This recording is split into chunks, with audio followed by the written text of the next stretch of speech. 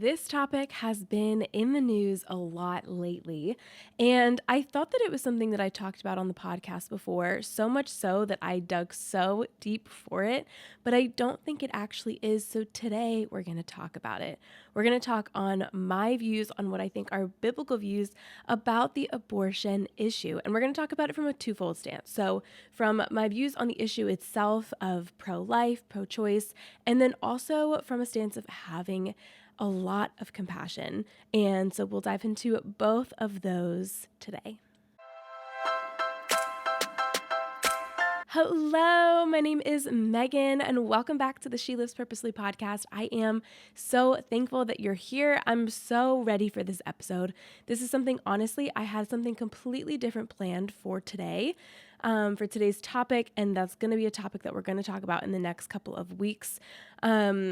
And then this morning, I just kind of got this stirring in my heart. I was reading some different articles, seeing things in the news, and I was like, you know what? I feel like this is such an important thing for us to talk about, the topic of the abortion issue, pro-life. And I think, too, there are so many women, Christian women included, who don't really know what kind of a stance they should take or what thoughts that they should have. And so I just wanted to come and kind of bring my own thoughts that I think are biblical thoughts to you and talk about too why I think they're biblical and all of that good stuff. So I'm excited for today's episode. You might be able to hear it in my voice.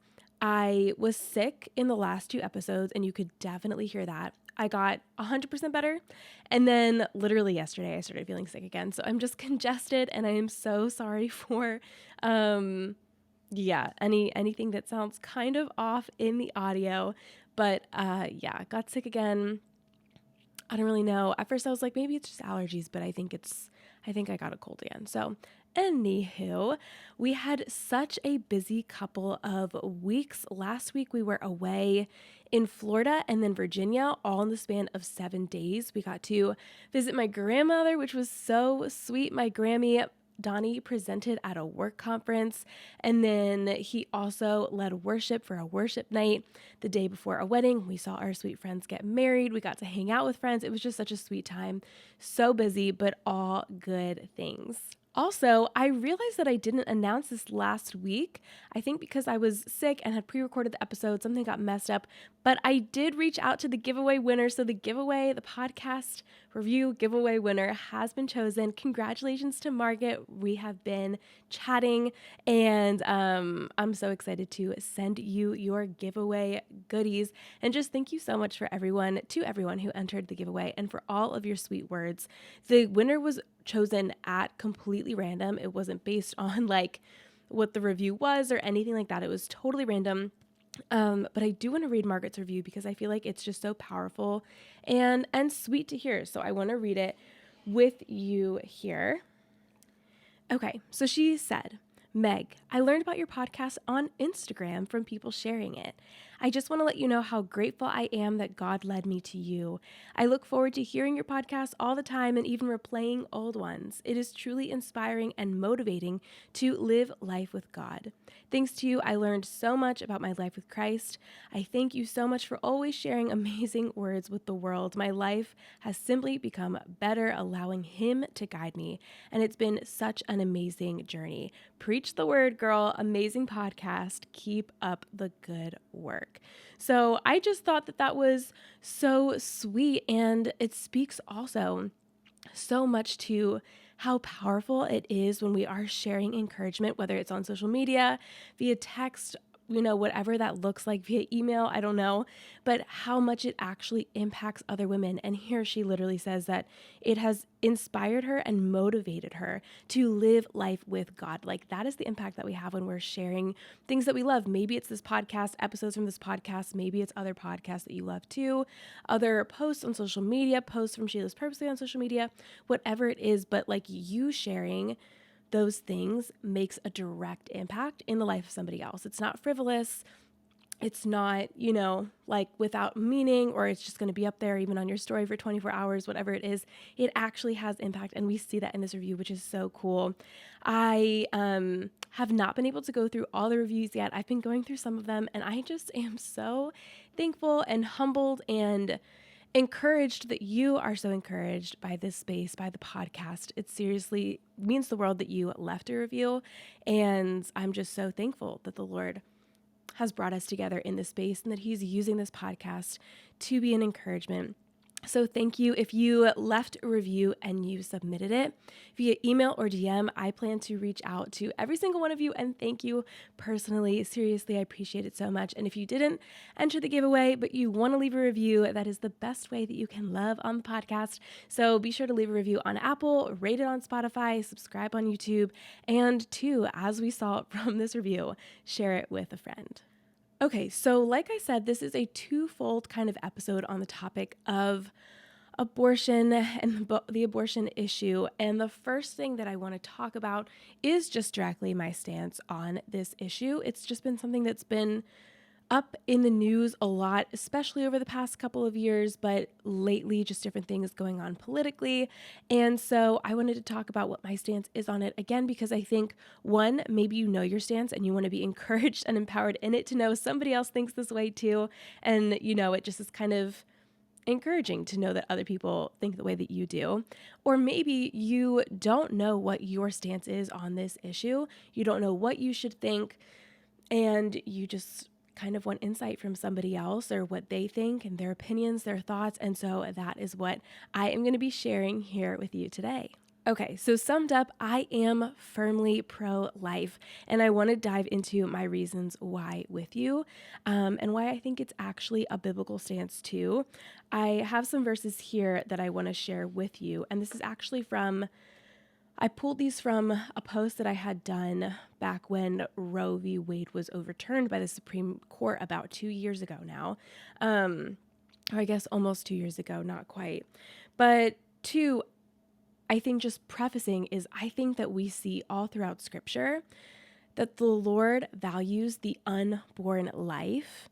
And then I think as we see that as Christ followers, as Christians, we are, becoming more like Christ and want to become more like God and follow God's ways. And so I think that those two things really tie into biblically, like, okay, why should I be pro-life? Because the Lord values these lives. And so as someone who's following Him, I should too. But I want to break it down into these few verses so that you can see, and I'm not just like pulling this out of thin air. Jumping off of that, I have been dwelling, always, this is She Lives Purposefully, but like, especially lately on the concept of purpose and our individual callings. And so these verses have been sticking out a ton to me lately. And I think tying into, just seeing this topic on the news, I've been so passionate about lately, just like that the Lord knows what He has for you even before you were born. And thinking too, all these stances that I'm going to I have had before I was pregnant, but even being pregnant now and thinking about our son and thinking about how the Lord knows all of His days before He's even born is so powerful. And the Lord has a purpose for him and callings for his life even before he comes out of the womb is so incredible. And it's literally what it says in God's word. And so that's just another thing in my brain lately. But here are some verses that I want to share with you. Okay, so this can be found in Jeremiah 1, and it's talking about Jeremiah and how he was appointed to be a prophet before he was formed in the womb. It says, quote, "Before I formed you in the womb," that he was appointed to be a prophet to the nations. So that's before God was even like, and we'll talk about this verse too in Psalm 139, but like how God intricately weaves us together. So this is before Jeremiah was even born. The Lord knew what He wanted Jeremiah to do and why He was going to bring Jeremiah into this earth. And I think the same is true for you and for me. Before the Lord even knit us together, He knew exactly why He wanted you to be in this world. And I think that the same is true for the babies in our bellies and, all of the unborn babies. All right, so Isaiah 49, we see something similar too. We see that the Lord calls from the womb. So before babies are born, before children are born, when they're in the womb, before they're even formed, the Lord calls them. In Psalm 139, we see that God carefully knits people together and that all the days of our lives are already ordained before our bodies were formed, which really coincides beautifully with that Jeremiah 1 verse. And then in Luke chapter 1, this is a really cool portion too that I think, those other verses we kind of bring up a lot when it comes around this issue of like pro-life versus pro-choice and abortion. This Luke 1 chapter is really cool too. We see John the Baptist in the womb, and in the womb, he recognizes Mary's voice and who she is, that she's going to be the mother of Jesus, who's going to be the savior of the world. And he reacts in the womb to hearing her voice. And Luke 1 also tells us that even in the womb, he was filled with the Spirit. So John the Baptist in the womb was filled with the Spirit. Just these few verses alone, like, you cannot tell me that the Lord does not care about an unborn baby, a baby that is not yet outside of the womb, but is in the womb and being formed and knit together. You can't tell me that the Lord doesn't care about that person. He knows all of their days. He is creatively creating them and knitting them together. He knows exactly what he's called them to. He knows exactly why he wants them to be on this earth. The same thing is true for you and for I before we were born. And so I think those verses just really speak to how much the Lord really does care about the unborn and the human beings that are inside of women, but also like even before they're even formed. Okay, so now I want to pivot to kind of a scientific look at it and also bringing in my own pregnancy into this aspect, and just kind of talking about like going throughout, especially the first trimester, which I think is where this topic is the most controversial maybe, and talking about what happens during the first trimester. So for somebody who is pro-choice, there are a lot of different, how do I say this, like ways that you can, or places where you can put your marker. You could say, all right, at 6 weeks, okay, at 15, 16 weeks, all right, at 24 weeks, and so on and so forth. And many people even who go on until even after birth. And that's not just like a fear-mongering thing. That's a really real thing, and a really real take that people have is being able to end this life after birth too. So there's a lot of different takes in the pro-choice position of where abortion can be had up until. And so a really common one is, and one that has been in the news a lot lately, is about 15 to 16 weeks. And so I just want to speak to too, before I dive into what happens kind of in a lot of these weeks. It's so crazy for me, I think, now to hear that. Before I was pregnant as well, but now, like, I'm 23 weeks right now. And so to be able to look back so recently, like 2 months ago, a month and a half ago, and know through my ultrasounds and appointments and what I was feeling and so many different things that were happening during that time. Oh my gosh. And even just different affirmations the Lord gave me before about this baby, knowing that like the Lord knew all of his days before, like reminding me of these things and plopping them into my lap, even before anybody knew we were pregnant. Just verses that people were sending me. It's just so crazy. Like just knowing how much the Lord cares about this life and how much is going on around this life by the time they are 15, 16 weeks, it feels so crazy to me that you could end the life at that time. And even too, and this was something that I thought was so profound, a friend, my sister's friend, who she's really close to, actually had a preterm labor and her baby was born at 17 weeks. 17 weeks. And this baby now is living. I'm pretty sure he's over 1 year old and like made it through that. And so again, just to think that you could end that life a week earlier or whatever your stance may be, 20 weeks, 24 weeks, whatever it is, just thinking like this baby made it. Being born early at 17 weeks, this baby made it out and their life was sustained. I think it just really kind of brings it into perspective. Like, wow, that's a really late, even though it's not as late as other takes and other positions, it's a really late time to be able to abort a baby. So just in my own experience and tying into what actually is happening throughout the first trimester, we found out really early that we were pregnant. We found out at week 4 that we were pregnant at the end of week 4. So I think it was going into week 5, but it was technically week 4. And at week 5, I have my notes here of just different things and facts that I pulled from pregnancy apps, different things that I was using and what they tell you is going on throughout that time. So at week 5, organs are already forming. At week 6, our OB was able to take his heart rate and tell us what his heart rate was, which is really incredible. And again, that's really early. A lot of women don't even know that they're pregnant by week 6. But his heart rate, you could already tell what it was, which is really cool. By the end of week 8, all essential organs and body systems have begun to develop. At week 10, we were able to test the gender and see what our baby's gender was going to be, if he is a he, but if he was a boy or a girl. And actually that their gender, if they're a boy or a girl, is determined at the moment of fertilization. And also at this time at week 10, the brain is growing rapidly.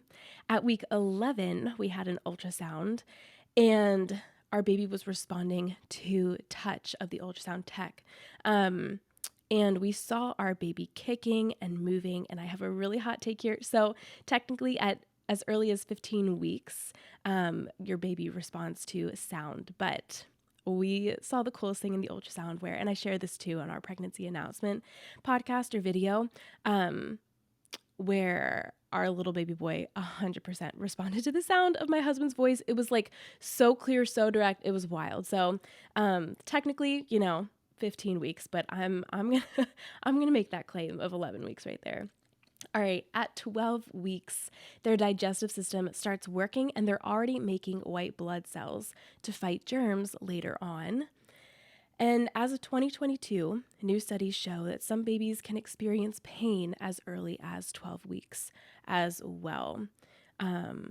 They say that a preborn baby can survive outside the womb at 24 weeks. That's what our OB just told us in an appointment we had earlier this week.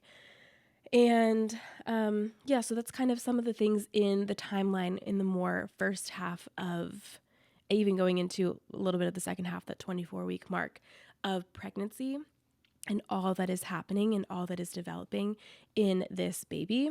And 2, so I think it really comes down to a big part of it is, 1, for me, I think there's so much biblical support for knowing what the Lord thinks about the unborn, and that he cares for them and he knows them and he knows all of their lives. I think that's really important. But 2, you could come into this argument of like, all right, when does life actually begin? When does it begin? Because then if it begins, then to terminate a pregnancy, to terminate something after a life actually begins, is ending a life. And so former president of the National Medical Association, Dr. Jasper Williams, states that human life begins, quote, when the ovum is fertilized and the new combined cell mass begins to divide. The NIH states the same. This is a quote, the biological line of existence of each individual without exception begins precisely when fertilization of the egg is successful. So you can, of course, go into this debate, and this is the abortion debate itself. Is it a mom's choice over her own body, or is it a baby's right to life? And here we see again, by non-pro-life standards, by non-Christian standards, that life begins when the egg is fertilized. And so technically to terminate the fertilized egg at any point after when it's fertilized is ending a life itself. And so I think that's really powerful to know too, and just to lay out these different things, like this is exactly what's happening in this time frame. This is when life actually begins by scientific standards. And so anything after that is terminating a life. And so for those reasons, I'm trying to make sure I don't have anything else in my notes here for reasons wise. Those are just some of the reasons that I want to talk about why I am pro-life unapologetically, firmly. And yeah, I hope that is helpful. Maybe if you are deciding for yourself what you want to be, if you are pro-life or pro-choice or whatever that looks like, or if you are pro-life and maybe this is just an encouragement, like, okay, this is a really cool like layout of why Megan is pro-life, and just an encouragement in that way too. So that's why I think it's biblical. I also think it's scientific to be pro-life. There are a million other arguments for being pro-choice, for questioning pro-life. There's a million different things. I'm not going to dive into all of those things today. Okay, but pivoting now, I want to talk about the second aspect that I had said, which in my notes and what I said earlier was kind of compassion outside of the womb. So I think that this applies to, there is the argument, okay, a lot of people who are pro-life are only pro-life when a baby is inside the womb. When they come out of the womb, they totally forget about them, things like that. And two thoughts right off of that for that argument. One, I think regardless of your activism and what you do after the womb, regardless, it doesn't negate the fact that you're taking a life inside the womb. However, I do actually think it is so important for people who are pro-life pre-birth to also be very pro-life post-birth. And that can look like a variety of things. That can look like fostering. That can look like abortion. That can look like supporting your pregnancy clinic in the area or one that you know about.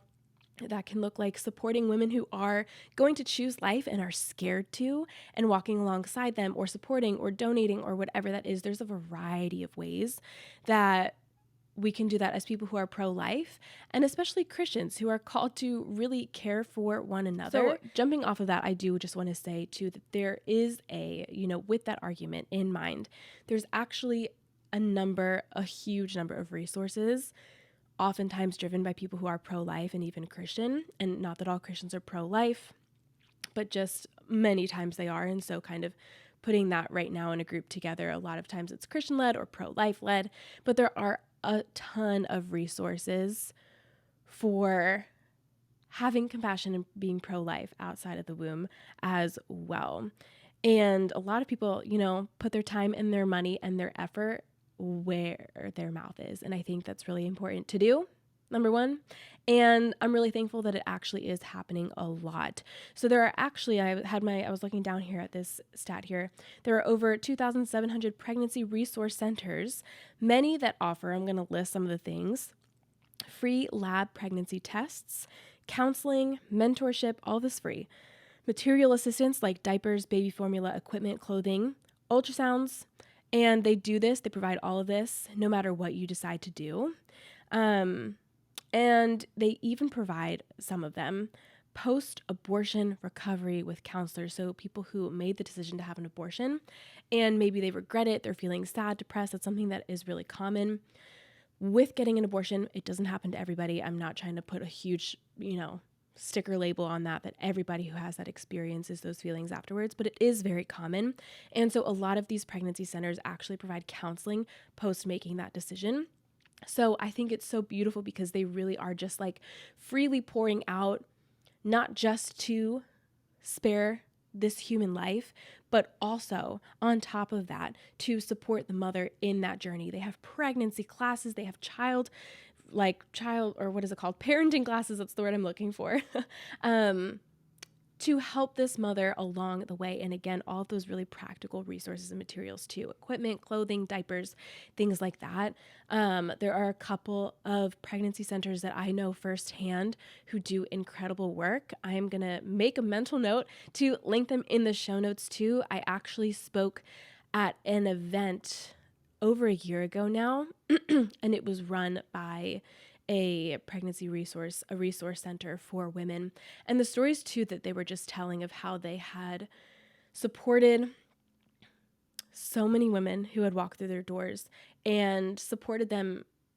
Sometimes these women didn't come back, and not knowing what decision they made. Was it to keep this life or to have an abortion, but supporting them and loving them as a woman and as somebody made in the image of God regardless. And then two, also stories of how they I think there was this one story where they really were just like counseling this woman, and she had gone in and just got different resources, and she was pregnant. They didn't hear back from her.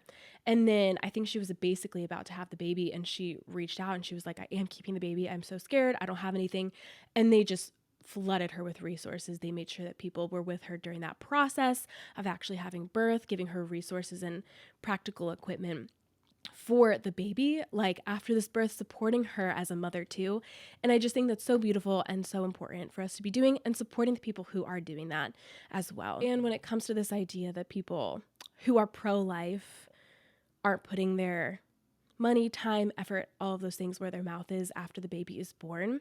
And again, I want to state that, again, all Christians are not pro-life, but the vast majority of them are. And so I think it's really interesting, just some of the stats that I'm going to share here. ABC reported that Christians are 3 times more likely to consider fostering a child. Adoption.org reported that of all the religions, Christians held the highest adoption rate.